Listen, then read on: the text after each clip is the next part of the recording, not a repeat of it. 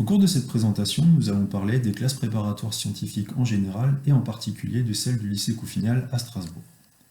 Alors pour commencer, une classe préparatoire scientifique va permettre de passer des concours pour entrer dans des écoles d'ingénieurs, afin de devenir ingénieur. Alors ingénieur dans quel domaine?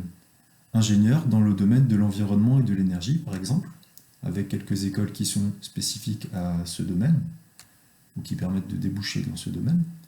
On peut aussi travailler dans le biomédical en étant ingénieur, dans les télécommunications avec des écoles qui sont un petit peu plus spécifiques à ce domaine, dans les sciences des matériaux, dans le génie civil ou le bâtiment, dans la mécanique et les transports, c'est un domaine qu'on imagine un peu plus pour les ingénieurs, dans l'électronique et le son, et choses qu'on imagine peut-être un petit peu moins dans la banque, les finances ou les assurances. Nous allons maintenant parler du cursus pour devenir ingénieur. À l'issue d'une première terminale générale, on va pouvoir découper le cursus en 3 plus 2 années ou 2 plus 3 années. Première chose, première solution, on peut faire un DUT, diplôme universitaire technologique. En 2 ans, on va pouvoir aller sur le marché du travail. Seconde solution, on peut faire une classe préparatoire scientifique qui va déboucher sur des écoles d'ingénieurs ou sur des écoles normales supérieures. Troisième solution, on peut aller sur un cursus plus universitaire, effectuer une licence en 3 ans, puis un master en 2 ans. À l'issue de ces cursus, donc à l'issue d'une école d'ingénieur, on a un diplôme d'ingénieur, on peut travailler en tant qu'ingénieur. À l'issue d'un DUT, on peut travailler en tant que technicien. À l'issue d'une école normale supérieure, on va pouvoir aller faire de l'enseignement. Et à l'issue d'un master, on peut aussi aller dans une entreprise avec son master, mais on peut également faire un doctorat, qui est également faisable à l'issue des 2 autres filières en 5 ans, et qui permettra d'obtenir un poste de chercheur.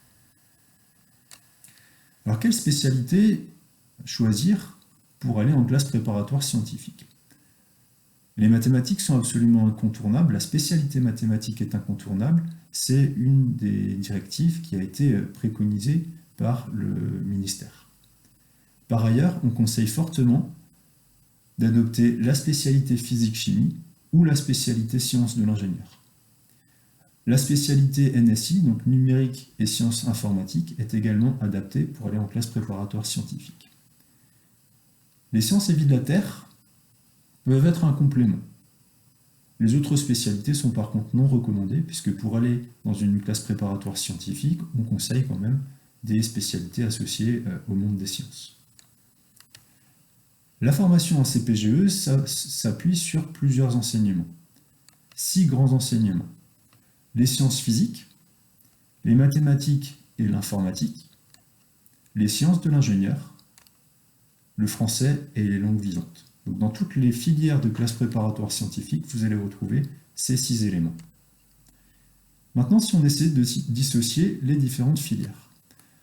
Alors, la classe préparatoire scientifique va déboucher sur un concours qui a lieu à l'issue de 2 ans de classe prépa. Et dans ces 2 ans, on va avoir 2 parties. La première année, la deuxième année, qui ont des noms un petit peu différents avec des flèches dans tous les sens qui permettent d'aller d'une filière à l'autre.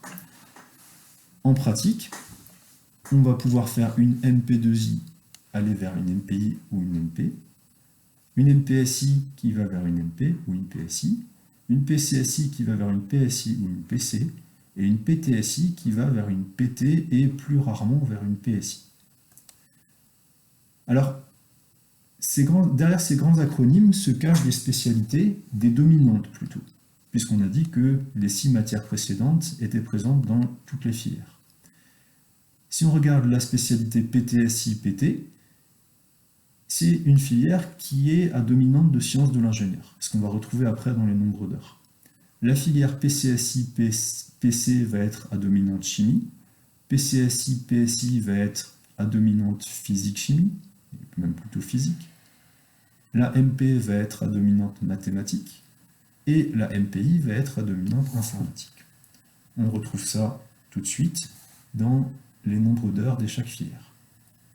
Il faut savoir que toutes les filières de classe prépa vont quasiment déboucher sur les mêmes écoles, sur environ 200 écoles d'ingénieurs.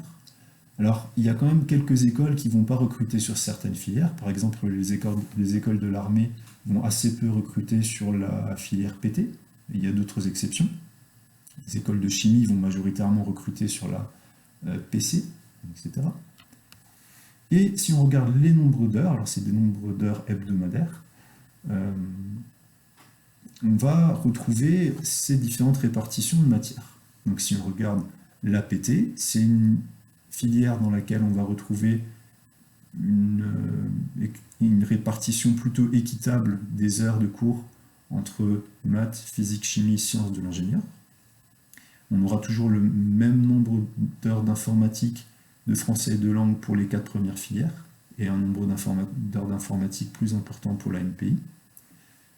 Et si on regarde les autres filières, PSI par exemple, on aura plus de mathématiques et de physique-chimie, moins de sciences de l'ingénieur. PC, on n'aura plus du tout de sciences de l'ingénieur. Et MP, on aura beaucoup de mathématiques. Il faut savoir qu'en PTSI, donc la première année associée à la PT, il y a encore 2 heures de soutien qui vont s'ajouter pour les élèves qui n'auront pas choisi la spécialité SI, sciences de l'ingénieur, en terminale. Alors il faut aussi se dire que ces nombres d'heures vont correspondre à peu près aux coefficients au concours dans les écoles. Puisque dans le cursus MP, on va se retrouver avec des gros coefficients sur les mathématiques et de faibles coefficients sur les sciences de l'ingénieur, alors que sur une filière MP, sur le concours PT, on va avoir une répartition qui est un peu plus équitable entre les matières. C'est à mettre en relation avec vos centres d'intérêt, ce que vous avez envie de choisir comme matière que vous appréciez le plus. Ici, vous avez le nombre de places au concours offertes dans les différentes filières, ainsi que le nombre de candidats et le rapport entre les deux sous forme de pourcentage. Ces données sont basées sur des statistiques des années 2016 à 2020, des moyennes des années 2016 à 2020. Il y a encore des points d'interrogation sur la filière MPI puisqu'elle vient d'être créée et il n'y a encore aucun élève qui est sorti de cette filière. Il n'y a pas encore eu de concours. Alors, on regarde les ratios. Les ratios, ils parlent d'eux-mêmes, je ne veux pas rentrer dans le détail, mais ce qu'on peut retenir quand même, c'est que ils sont relativement faibles. Mais il ne faut pas que ça fasse peur, puisque si on regarde ici, les 34% qui vont rester pour atteindre 100% ne sont pas des élèves qui sont sur le carreau et qui vont recommencer un cursus à zéro. En fait, dans les 34% qui restent ici, ou dans les 20% qui restent par ici, il faut imaginer qu'il y a encore des étudiants qui vont rentrer dans des écoles sur dossier.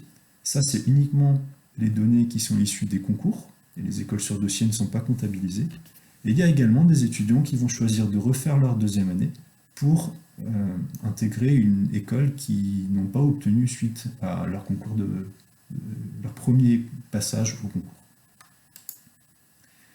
Au lycée Couffinal, nous proposons les 2 premières filières, c'est-à-dire PTSI-PT et PCSI-PSI. Pourquoi étudier en classe prépa? Tout d'abord, les métiers d'ingénieur sont reconnus et bien rémunérés. Par ailleurs, la CPGE est une voie d'accès majeure et cohérente aux grandes écoles. Il faut savoir qu'en faisant un BTS ou en faisant un DUT, on peut aussi rentrer dans une école d'ingénieur. Mais les places sont beaucoup moins nombreuses. Et du coup, s'il y a beaucoup de candidats, en passant par ces voies-là, c'est plus difficile de rentrer dans ces écoles. L'enseignement en classe prépa est de très haut niveau. L'encadrement et le suivi des étudiants est omniprésent au travers de classes qui ne sont pas trop peuplées et également au travers d'un suivi qui est très régulier avec des évaluations très régulières et continues et personnalisées. Par ailleurs, les programmes sont dans la continuité de ce terminal général, donc il ne faut pas avoir peur d'avoir une grosse marche au démarrage de la première année de prépa. En pratique, ce qui va se passer, c'est que ça va commencer progressivement et peu à peu, on va accélérer le rythme et aborder tous les points du programme. Par ailleurs, le sérieux et le travail des élèves garantissent la réussite et il faut savoir que si les classes prépa vous admettent dans leur classe, c'est que elles estiment que vous avez le niveau. Alors comparons maintenant les taux de réussite en études post-bac. En études post-bac, à l'université, il y a seulement 50% des élèves qui vont arriver à passer en licence 2 du premier coup. Et seulement 30% des élèves qui sont rentrés à l'université vont obtenir leur licence 3 du premier coup. En faculté de médecine, en PACES, seulement 20 à 25% des élèves vont arriver du premier coup à passer en deuxième année. En IUT-DUT, en 2 ans, 60% des élèves vont arriver à obtenir leur DUT. En 3 ans, c'est 75% qui vont arriver à le faire, donc il y en a qui vont redoubler. En prépa intégrée du type INSA ou autre, on va avoir 70 à 75% de réussite de passage en deuxième année, lors du cycle de prépa intégrée. Ça veut dire qu'il y a quand même déjà des élèves qui ne vont pas être acceptés en deuxième année de prépa intégrée. Et il faut savoir qu'après, il y a encore un choix de spécialité. Il va être aussi sélectif suivant un classement à l'issue de la prépa intégrée. Si on aborde le point des classes préparatoires aux grandes écoles, la réussite d'intégration dans les écoles en 2 ans est d'environ 70%, toutes filières confondues, en 2 ans de prépa.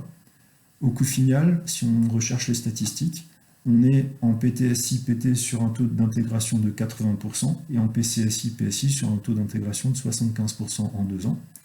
En 3 ans, c'est-à-dire qu'il y a des élèves qui peuvent refaire leur deuxième année, on est à 80% en moyenne, 99% en PTSI-PT et 95% en PCSI-PSI, ce qui correspond à des bons taux si on compare à tout ce qui a été dit sur cette diapositive.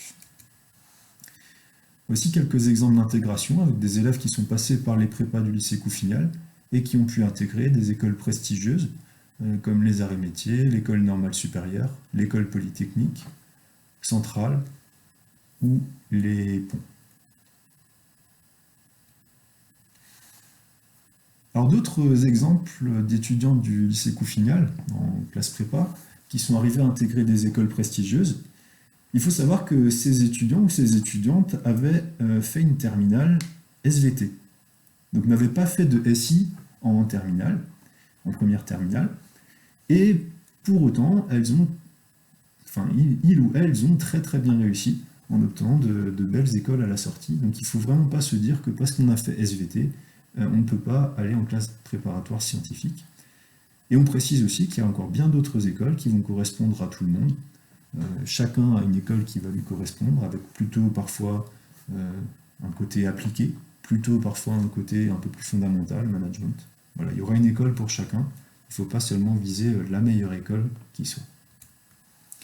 Alors au lycée Couffignal, on essaie de mettre un petit peu de vie dans la scolarité, en ponctuant l'année par des petits moments un peu plus sympathiques.